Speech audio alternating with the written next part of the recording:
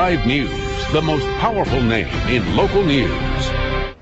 Well, the Vatican is weighing in on several issues having to do with women and genetics. And for the first time, it's talking about in vitro fertilization.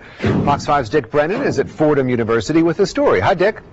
Hey, Rick, we can tell you this document effectively takes the church into the 21st century. It's actually high tech, and it addresses issues that weren't around when the last document was written 20 years ago.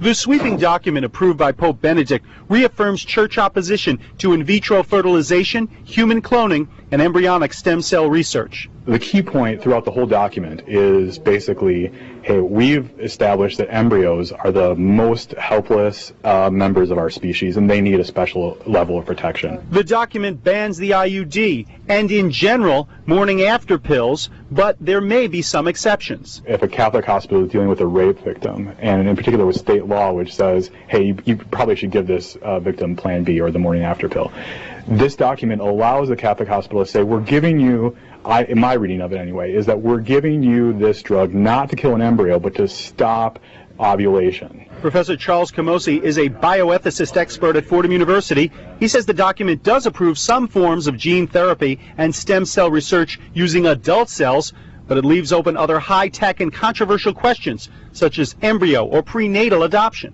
There's been a tension between, even within traditionally conservative circles of the church, on which side should we err here. And this document does not come down. It's somewhat skeptical about embryo adoption, but it is not clear. The document effectively takes on the extremely difficult task of applying church teaching to an ever-changing world of technology. It's really difficult, which I think is why this is such a good method for the church to use on these really tough cases, right? Is here are some principles, here are some things to think about.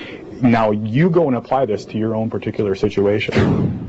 Now, as you heard Professor Camosy said, he said, as I read it, and I can tell you, I spoke to a few theologians today, they had slightly varying versions on these various issues, so there will be more interpretation to come. We're live at Fordham. Dick Brennan, Fox 5 News. Rick Beck.